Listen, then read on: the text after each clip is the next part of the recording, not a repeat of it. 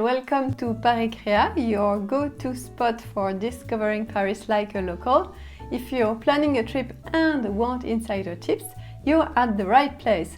As for 80% of my life, I've lived in or around Paris, and I am a big fan of Paris.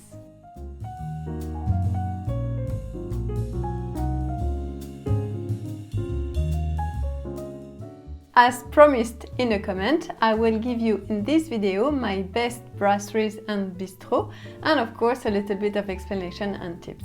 Here we'll be talking real food, but also real places with beautiful settings, nice dining rooms with tablecloths, mosaic floors, any spot you would want to take your time. So let me see what I have in store for you today. And my best brasseries are Lippe, La Coupole, le Lutetia et le Balzar. For me, setting is as much important as the food and as the location. A brasserie is bigger than a bistrot. It's usually open all day with a very lively atmosphere and almost the same menus each time.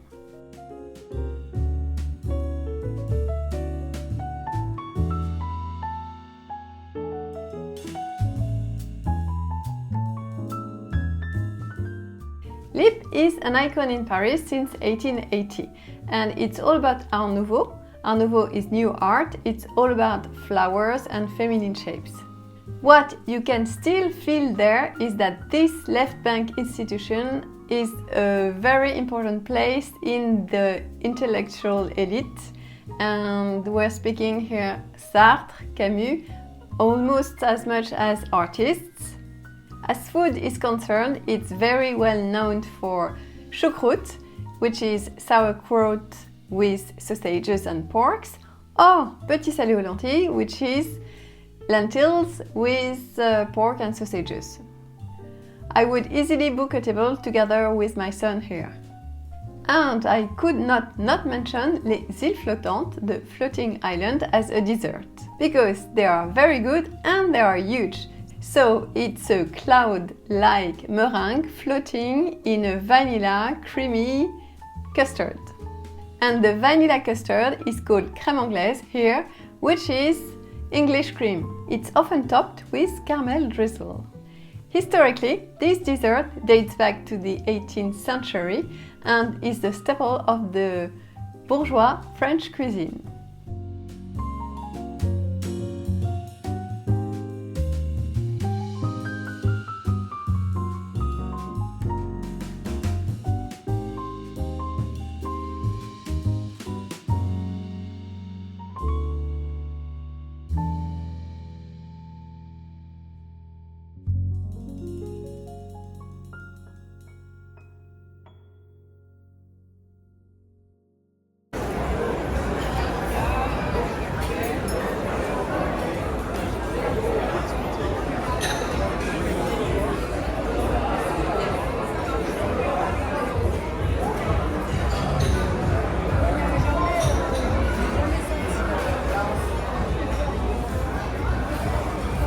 Now, La Coupole, it's another legendary brasserie here in Paris.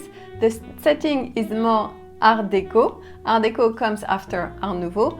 Art Deco means decorative art, and it's all about very geometrical shapes, whereas we have seen Art Nouveau was about curly shapes. And La Coupole was a hub for artists in the 1920s, and here it was the hangout of Picasso, Hemingway, Josephine Baker, and many painters that arrived from many countries at that time. Here at La Coupole, time seems suspended. The main dining room is vast and theatrical, with columns, with chandeliers. It's very impressive.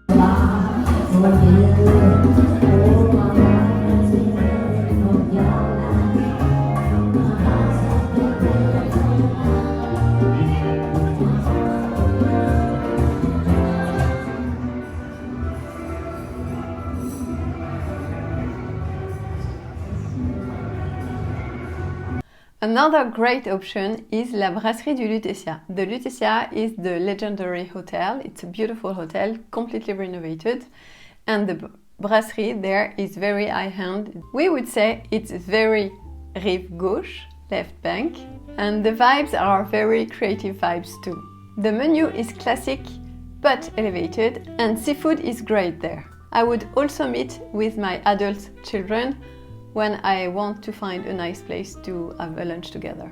Also, it's the perfect place to have lunch after shopping at Le Bon Marché. At La Brasserie du Lutetia, you have a rare mix of history, luxury, and local flavors.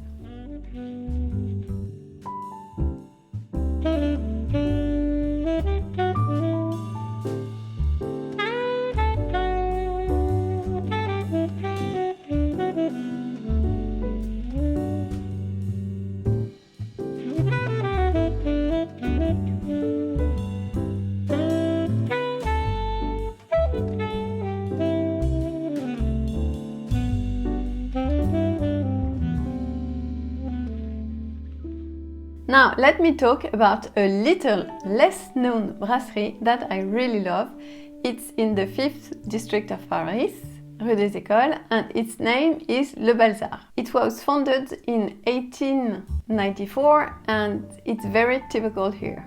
It's next to La Sorbonne, le Collège de France, the Law and Medicine faculties, so you're also in the intellectual hub of Paris. And the place is renowned not only because of the settings and the cuisine, the cooking, but also the way the staff maintains good relationships with their customers. You could say this special relationships with customers is a blend of nonchalance, irony and kindness.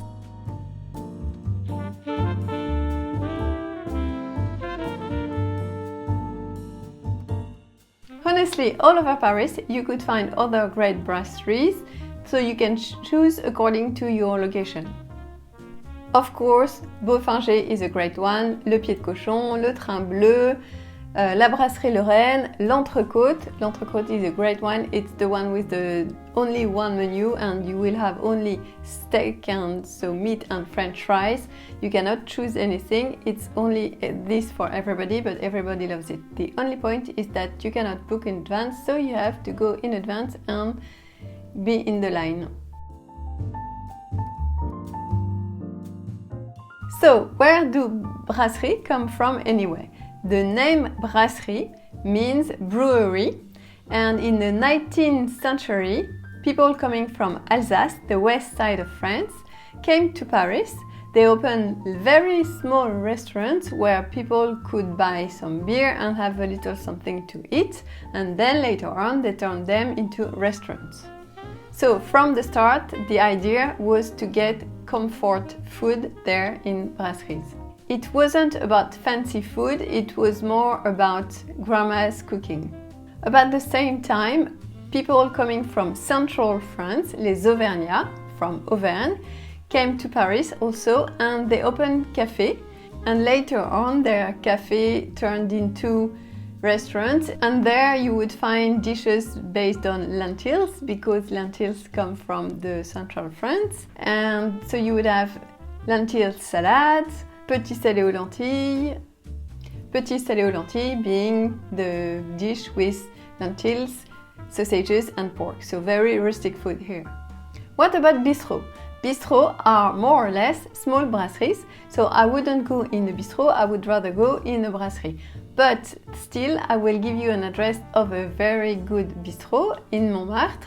It's called Le Bon et la Butte, and it's very French innovative cooking in a bistrot setting. So I wouldn't really go in a bistrot except if I want to enjoy the bistrot vibes and have a cup of coffee or so. In a brasserie, you would have une entrée, un plat, un dessert. L'entrée being the starter, so you could have very classical leeks with vinaigrette. poire aux vinaigrettes in French. Or then you could have as a dish un petit salé aux lentilles, comme on l'a dit, as we said, or steak avec des frites, French fries and meat, or you would have une sole meunière, a sole dish with potatoes, or you would have un confit de canard, which is a slow-cooked duck with potatoes. In winter, a great classical dish would be le pot-au-feu, which is a stew of beef. It's a little bit weird to talk about pot-au-feu right now because here today in June it's a very hot day in Paris. As per a dessert, you would choose between crème brûlée or millefeuille or île flottante. Crème brûlée being the vanilla custard caramelized with sugar. I'll show you a grandma's book here and you have 2,000 recipes in it. It's what there was before the internet, so it's very useful still today. I still use it today. The first edition of this book dates back to 1932. So in many brasseries you would have a special of the day, and in some restaurants the menu is even on a low price for the weekdays at lunch. And it's the case at Le Grand Véfour. Le Grand Véfour on Palais Royal Garden is a very interesting place, and the weekday menu is very interesting. That's a good tip. On my side, I would always book in advance and get there early. If you would like more details on restaurants and prices in restaurants, I did a whole video on this winter. It's still very accurate, you can watch it, and it's more complete. If you're planning a trip to Paris, I am very curious, what are you the most excited about? Is it the food? Is it the monument visits? Is it the museum visit? Is it the vibes? Is it the shopping? Let me know in the comments, I would love to know. If you want not only to visit Paris, but also enjoy the city as a local would do, please feel free to subscribe to this channel. Et voilà, if it was interesting to you, I would be thrilled if you would leave a blue thumb up. And until next time, thank you for your time.